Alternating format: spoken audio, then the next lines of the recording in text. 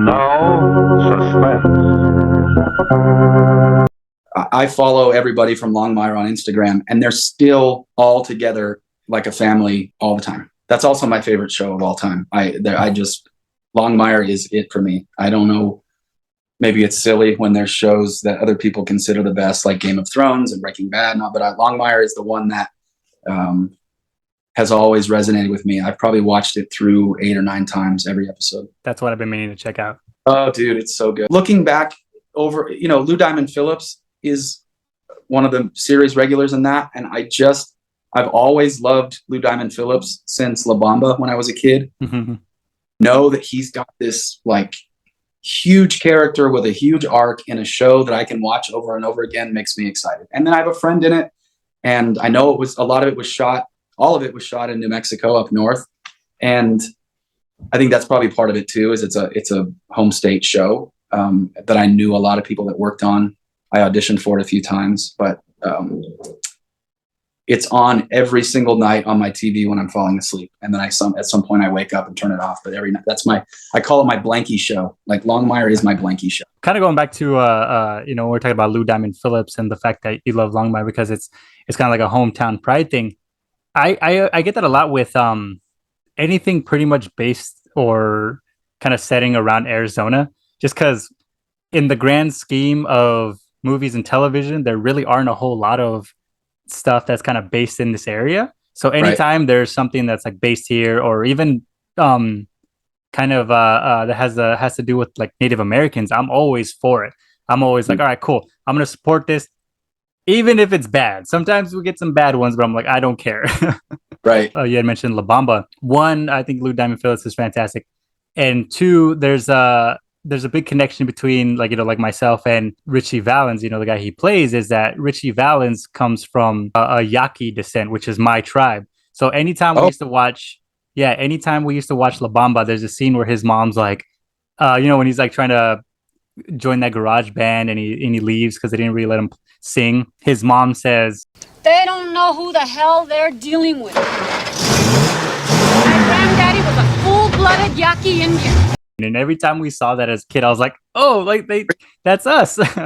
I think I share your deep affection for the Southwest, and the Native American culture is just prominent and unavoidable in such a beautiful way in New Mexico and Arizona. Like I'm loving like Longmire. That's one of the reasons I love Longmire, is because there's so much like authentic Native representation in the casting of that show, in the storytelling of that show, because it really is a county bordering Native lands, and they have to overlap in life and law enforcement and all these things. And they cast Native actors. Amber Midthunder is having this gigantic surge in her career with the Liam Neeson movie. And then she's the star of the prequel for Predator. I mean, I don't know if you've watched that, but her mom, Angelique, is one of the casting directors in New Mexico that I've been reading for my entire career. And so when we used to audition in person, I would drive to Santa Fe, and half the time or more, Amber was the one operating the camera in the room. And so I watched Amber grow up watching other actors, watching her mom cast other actors. And now she's got this massive career as a Native woman, dude. And she's killing it. And everybody in New Mexico is so proud of her because of her heritage and because she's from here. And then a lot of actors watched her grow up, any experience that I've had, my son and I, my stepdad and my mom are sort of, I want to say, honorary members of Hope Villa, which is Hopi Third Mesa. It's one of the villages. And so we got invited to a really like sacred dance, their home dance, 4 or 5 years ago. So we went and camped out behind the Kiva chief's house and then watched dances all through the day and night. And my son was given a gift by one of the Kachinas at the end of one of the dances, which just sent me into like sobbing tears. Like I realized how powerful a gift that was in the moment that we were in. The Native American culture has impacted my soul, I think, my entire life, because I grew up here, and I have a reverence for that culture that I think any decent person should have. Do you know what I mean? Like, beyond just the abuses that they've suffered, it's such a beautiful, sacred, and ancient culture that if you can be around that sacred and ancient nature, go, because it's like going back in time thousands of years, watching something so grounded in spirituality and beauty and art and food and all sorts of stuff. Anyway, I could go on for hours about that, but my time at Hopi for that home dance, I think, changed the wiring in my brain for the rest of my life. Like, it was that impactful, because I knew it was religious. It was very theatrical. The Kachinas at the end, when we watched them leaving the village, they were the Hopi long hairs, and there were 30 or 40 of them. And a couple of them were so exhausted from dancing that they were being carried out of the village by the other Kachinas. And I was like, you know, anybody can go to a cultural center and see a 25-minute dance, but I was there for this like 16-hour long ceremony and watching the physical, emotional, and spiritual effort that went into it. So it changed me. I'm gonna say that, like, it really, really did. As a kid, I mean, as an adult now, I appreciate it a lot more. But as a kid, I remember my mom and a lot of my family are always involved in our ceremonies. During around Easter time is when our tribe specifically does them.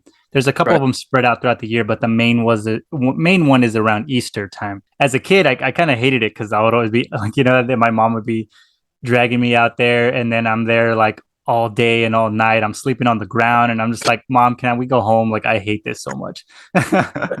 And it's because as a kid, you really don't know what's going on. You don't care, you know? So then I got older, and then I realized, like, you know, I start to appreciate the culture a lot more. As you know, as a dad and as an adult, I'm always trying to push our culture onto my kids. So hopefully, you know, that's the only way we're going to keep the culture alive is spreading that information and spreading all of that to the kids.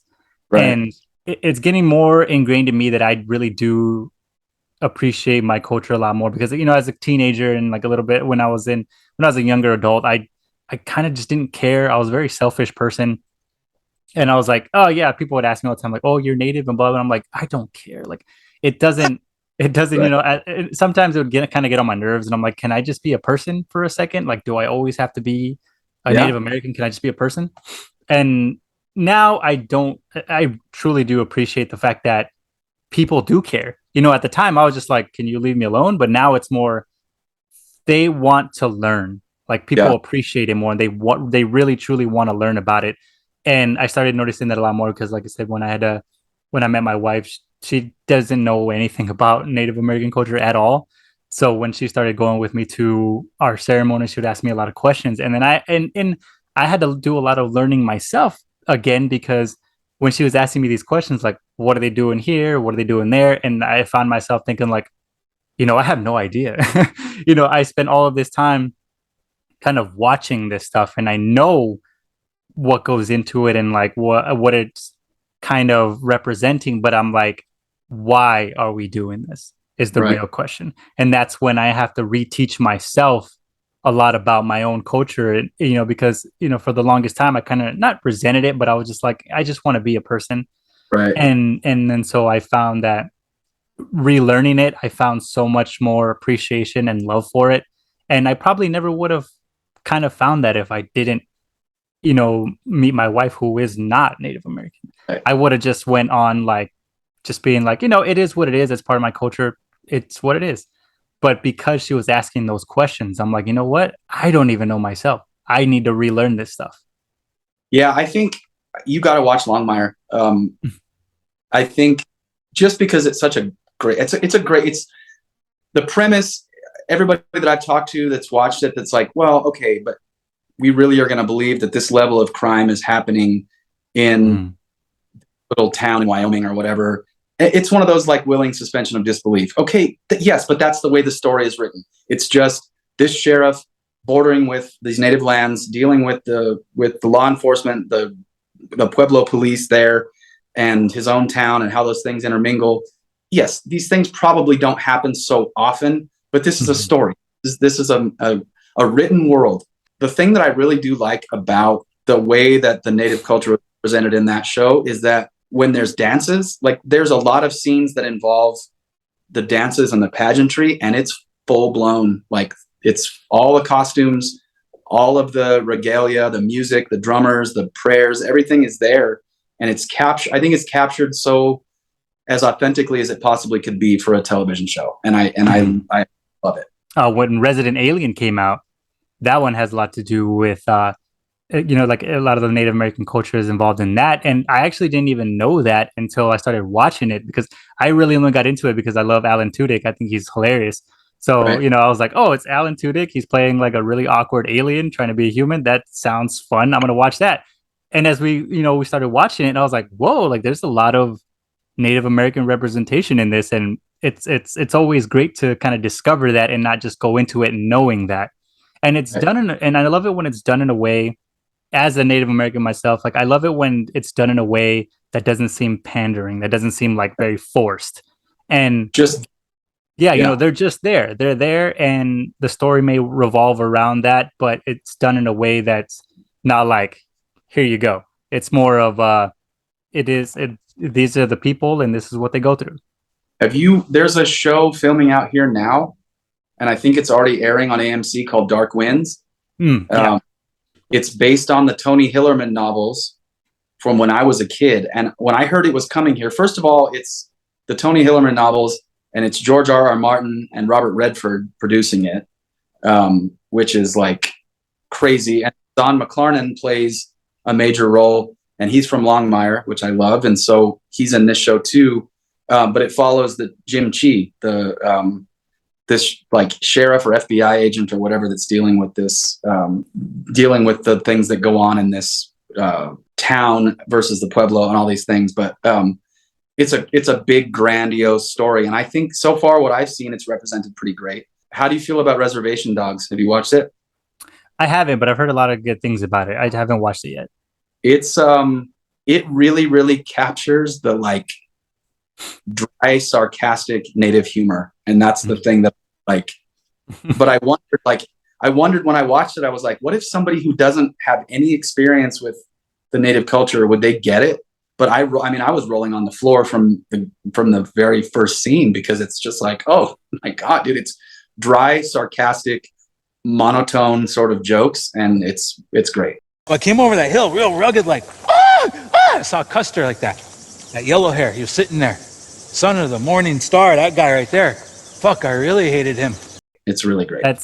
I think that's what's funny is that I haven't watched it, but I know all the memes and I understand like all of the memes. Like growing up in the culture, like you realize, yeah, we're all different. We all come from different tribes, but in the grand scheme of things, we all kind of share the same humor and the same experiences.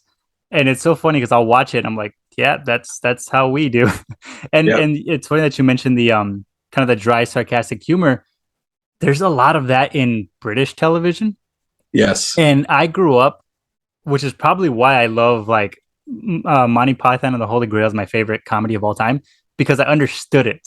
Right. And growing up as a kid, like none of my friends were like, I don't understand this. And I was like, well, maybe it's because like a lot of like natives and British people share the same kind of dry humor, and which is why I love it, because we're exactly like that. And that's why I do need to watch that, but I understood all the memes when I saw it, and I was like, this is hilarious. Yeah, it's really good. And like the production value is so intentionally sparse. It's almost like Napoleon Dynamite level production value, just kind of like basic, and it just looks real. It doesn't look designed. It just looks like everything looks real. The costuming, the vehicles, the clothing, the houses, everything just looks like a home video of what's really happening in this little town. It's rad.